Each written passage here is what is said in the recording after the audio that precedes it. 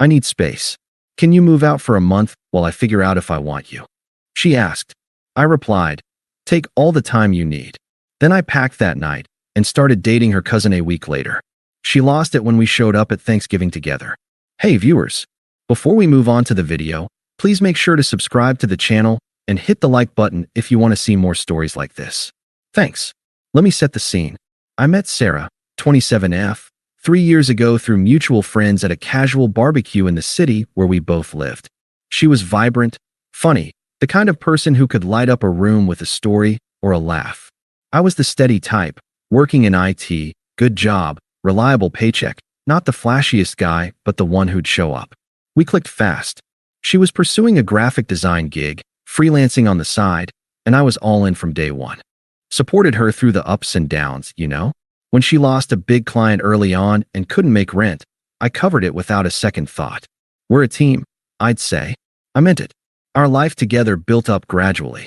We moved into a cozy apartment after a year, nothing fancy, but it had a great view of the park, and I handled most of the bills while she built her portfolio. I'd come home from long days debugging code to find her sketching at the kitchen table, and we'd cook dinner together, talking about dreams. Hers were big, traveling, starting her own studio, living that free-spirited life she posted about on social media. Mine were simpler, stability, maybe a house someday, building something lasting. I thought we balanced each other. But looking back, there were cracks I ignored. Little things at first. She'd scroll through her phone late at night, liking posts from old flames or influencers living jet-set lives. Look at this guy. He's backpacking through Europe on a whim. That's living, she'd say, half joking, but with this edge. I'd laugh it off, suggest we plan a trip, but she'd wave it away. You're always so practical, Alex. Sometimes I just want spontaneity. It stung, but I chalked it up to stress. I sacrificed a lot without complaining. Skipped guys' nights to help with her deadlines. Dipped into savings for her new laptop when hers crapped out. Flashback to one night. She was crying over a rejected pitch, and I stayed up until 3 a.m. reformatting her resume, assuring her she was talented. I don't know what I'd do without you, she said then, pulling me close. I believed we were solid. Then the dismissiveness ramped up.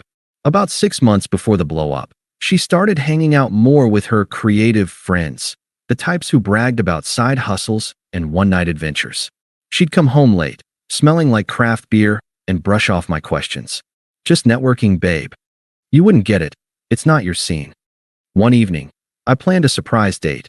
Tickets to an art exhibit she mentioned. She showed up an hour late, distracted, checking her phone. This is sweet, but honestly, it's a bit safe. I need more edge in my life. I swallowed it, thinking I could adapt. But inside it hurt. Was I just a safety net? The real red flags waved in the weeks leading up. Secretive texts. She'd angle her screen away when I walked by. Longer work hours that didn't add up. She'd compare me subtly. My ex was so impulsive. We'd just drive off for the weekend. Or posting memes about settling versus thriving. I confronted her once, gently. Hey, everything okay? Feels like you're pulling away. She rolled her eyes. God, Alex, not everything's a problem. I'm just evolving. Evolving. That word stuck with me, like I was some outdated software she was outgrowing. It all culminated one Tuesday evening. I'd had a rough day at work, big project deadline, and came home to her sitting on the couch, legs tucked under her, looking unusually serious. No hello kiss, no how was your day, just straight into it. I dropped my bag, sensing the air shift, and sat across from her. This can't be good, I thought, but I kept my cool. Sarah, what's up? I asked, trying to sound neutral. She sighed dramatically, like she'd rehearsed this. Alex, I've been thinking a lot. About us. About me. I love you, but I need space. Like, real space to figure out if this is what I want long term. Can you move out for a month? Stay with a friend or something. It'll give me time to reflect without the pressure. I blinked, processing. Move out. From our shared apartment? The one I'd basically funded? Space for what exactly? I pressed, keeping my voice steady, though my stomach twisted. She leaned forward, all earnest, but with this smug undertone, like she was doing me a favor by explaining. Look, relationships need tests, right? I've been feeling trapped lately. You're great, stable, sweet, but I need to see if there's more out there for me. Maybe explore myself. It's not cheating or anything. It's just breathing room. You'll understand. You're always so understanding. Her words landed like punches. Trapped? After everything I'd given? And the way she said it. Dismissive, like I was an inconvenience she could pause. I saw the hypocrisy. She wanted me out, but expected I'd wait around like a loyal dog. No mention of her late nights or the guy from her networking group she'd mentioned too casually. I could have yelled, demanded answers, but something clicked. If she sees me as disposable, why beg? I nodded slowly. Take all the time you need. Her eyes widened a bit, like she expected pushback. Really? You're okay with this? Yeah, I said, standing up. I'll pack some stuff tonight. She looked relieved, almost triumphant. Thanks, Alex. This means a lot. We'll talk after, okay? I think it'll be good for us.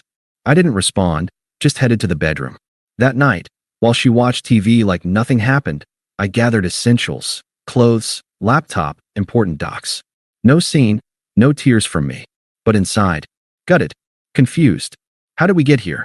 I crashed at a buddy's place, staring at the ceiling, replaying every sacrifice.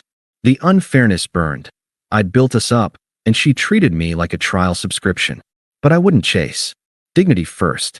The next morning, I texted her, left my key on the counter. Apartment's yours for now. Then, radio silence from my end. Blocked her temporarily, not out of spite, but to breathe. Let her have her space. Little did she know, it was permanent for me. That first week after leaving was rough. I won't sugarcoat it. Staying on my buddy Mike's couch, I had too much time to think. The confusion hit hardest at night. Replaying her words, wondering if I'd missed some massive sign. Trapped? After I paid for her creative retreats and listened to her vent about every bad day, it felt so undeserved, like I'd been demoted from partner to placeholder. I scrolled through old photos on my phone, seeing the sacrifices, me driving her to job interviews, celebrating her small wins with takeout feasts I'd budgeted for. One flashback stuck out, a weekend last year when she was sick with the flu. I canceled a work trip to nurse her back, making soup from scratch while she binge-watched shows. You're my rock, she'd murmured. Now, I was apparently a cage, but I didn't wallow long. Dignity kicked in. I wasn't going to beg or blow up her phone. Instead, I focused on logistics. Found a short-term sublet in a quieter part of the city, a small studio with decent light, perfect for regrouping. Transferred utilities out of my name. Canceled the joint streaming accounts she'd maxed out. Practical stuff, but it helped detach. At work, I threw myself into a side project, earning praise from my boss. You've got fire lately, Alex, he said. Little wins built momentum. I hit the gym, something I'd slacked on while prioritizing her schedule. Started reading those books on self-improvement she'd mocked as boring. If she wanted space, I'd use it to expand mine. About a week in, that's when Emily entered the picture. Emily, 26F, is Sarah's cousin. They've got that family resemblance, but Emily's always been the grounded one. We'd met at holidays, chatted casually. She was studying marketing, worked part-time at a cafe, and had this no-nonsense vibe. After the split, word spread through the family grapevine. Emily texted me out of the blue. Hey Alex, heard about you and Sarah. That sucks. If you need to vent or grab coffee, I'm around. No family drama BS, just neutral ears. I hesitated at first. Her cousin? Really? But it wasn't revenge, it was genuine.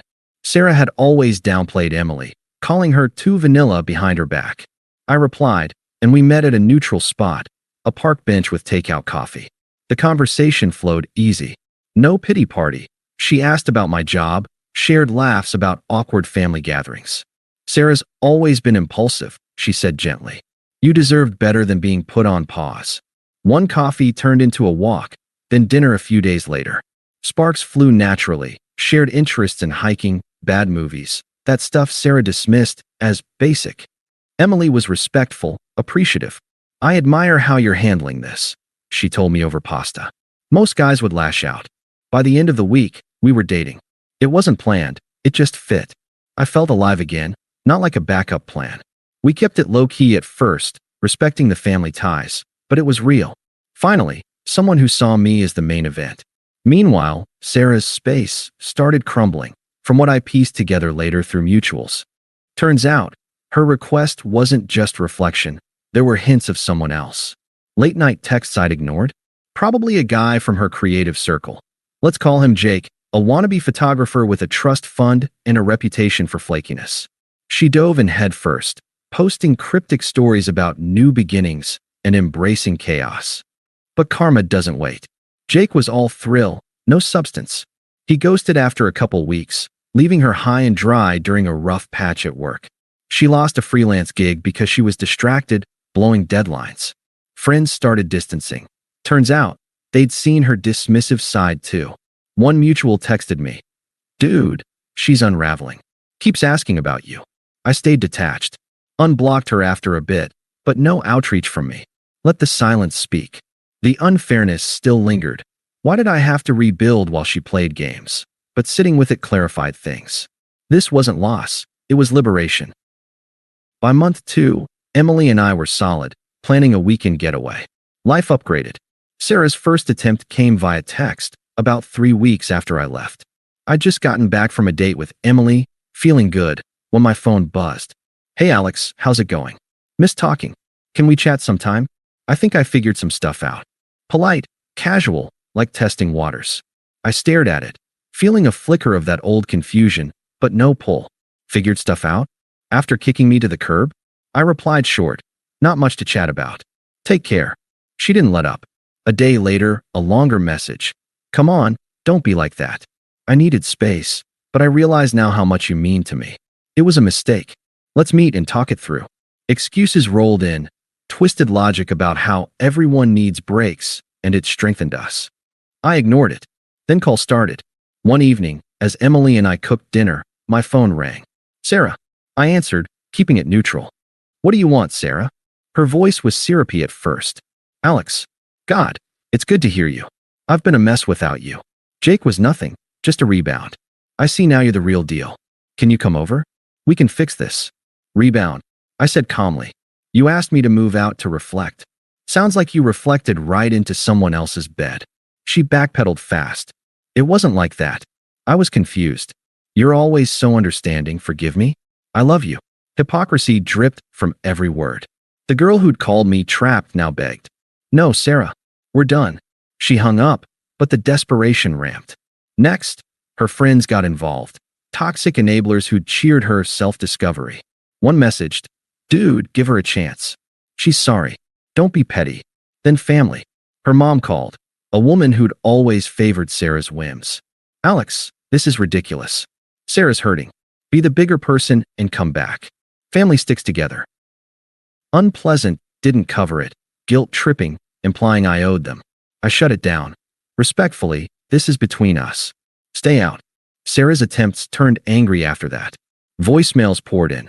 "How dare you ignore me? After everything? You're probably with some rebound slut. Fine, rot alone." True colors shone. Smug dismissal flipped to rage. I blocked the lot, preserving peace. Emily supported. "She's projecting. You've moved on." By fall, whispers reached us. Sarah isolated, job shaky. Jake exposed as a serial dater. Broke from bad choices, crashing with friends. Mutuals stopped defending her once truths surfaced. Thanksgiving rolled around faster than I expected, about 2 months after her angry voicemails peaked. Emily and I had been dating steadily, keeping things respectful but not hiding. The family invite came from Emily's side. Her parents hosted every year, and since Sarah was cousins with Emily, it was inevitable we'd cross paths. I could have skipped, but why? This was my life now. I wasn't dodging shadows. Emily assured me, "If it gets weird, we leave. But you've got nothing to hide." She was right. I'd sat with the betrayal long enough. The confusion faded into clarity. Sarah's games taught me my worth. No more backups. In the weeks leading up, Sarah's downfall accelerated. Mutual friends filled in blanks without me asking. After Jake ditched her, she spiraled, quit her freelance steady for a passion project that flopped, racking up debt on credit cards I'd once co-signed. I removed myself early, thank God. Isolation hit hard. Her creative crew bailed when she couldn't keep up the party facade. One night, a blocked number called, probably her, but I let it ring. Her family, toxic as ever, ramped up indirect pressure. Emily got texts from aunts. "Tell Alex to man up and forgive." Sarah's learned her lesson. Unpleasant guilt trips, laced with entitlement. We ignored them. Karma felt earned, not vengeful. She'd treated me like an option. Now life mirrored it back. Broke, crashing on a friend's couch. Ironic, huh? Reputation tarnished. Posts about growth turned to desperate pleas for gigs. I thrived quietly. Promotion at work, weekend hikes with Emily, even started a side coding tutorial blog. The unfairness? It breathed, then dissolved. She discarded gold for glitter. I polished myself. The holiday buzzed with tension from the start. Emily's parents' house, a warm suburban spot with string lights and a packed table. We arrived early, helping set up. Laughter filled the air. I felt at home. Then Sarah showed, disheveled, forced smile, alone. Eyes locked on us instantly. She approached during appetizers, cornering me by the kitchen. "Alex," she started, voice shaky but edged with smug residue. "Didn't expect to see you here." With her. A glance at Emily, dripping disdain. I stayed calm, sipping cider. "Family gathering. Makes sense." She leaned in, desperate now. "Can we talk? Privately? I've changed. That space thing was stupid, I see now. Jake was a mistake. Everything's a mess without you. Please, let's try again." Twisted logic again, blaming space like it wasn't her cruelty. Hypocrisy peaked. She needed me after ghosting our life? "No, Sarah. That ship sailed." Her face twisted. "But we're meant to be." "Emily, my cousin. That's low, Alex." Betrayal. Power reversal hit. Her accusing me? I almost laughed, but dignity held. The outburst drew eyes. Emily stepped over, hand on my arm, solidarity. Sarah's volume rose, true colors exploding. "How dare you parade this around? After I gave you 3 years? You're nothing without me, stable, boring Alex. Emily's just a rebound. She'll see it soon." Family murmured. Aunts who'd pushed reconciliation looked uncomfortable. Her mom tried intervening. "Sarah, calm down. This isn't the place." But Sarah raged on, desperate and unhinged. "No, he owes me. I was figuring things out." And he jumps to her? Disgusting. "Come back, Alex. I'll forgive you." Hypocrisy laid bare. Forgive me? After her manipulations? I set my glass down, voice firm, evolved. No sympathy, no care for her mess. "Sarah, you asked for space. I gave you forever.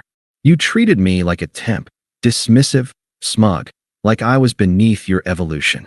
Now, you're irrelevant. I've built better, a job I love, peace I protect, and someone who values me first. Emily's not a rebound. She's real. You're a lesson learned, nothing more." She sputtered, tears mixing with anger. "You'll regret this. Alone forever." I shrugged, indifferent. "Doubt it. I'm happy, thriving. You? Figure that out without me." Emily and I walked away, joining the table. Family shifted allegiance. Uncles nodded approval. Cousins whispered about Sarah's fling exposures. She stormed out soon after, humiliated publicly. Visual reversal stung her. Me toasting with Emily, laughing freely, while she slunk away alone, broke, exposed. Post-Thanksgiving, silence from her side. Blocked for good. Emily and I? Stronger, planning trips, talking futures. No looking back. The betrayal's outrage faded to irony. Her space launched my upgrade. She's powerless now, a footnote in my story. Thanks for watching. Make sure to subscribe to the channel and hit the like button. What do you think about this story? Share it in the comments.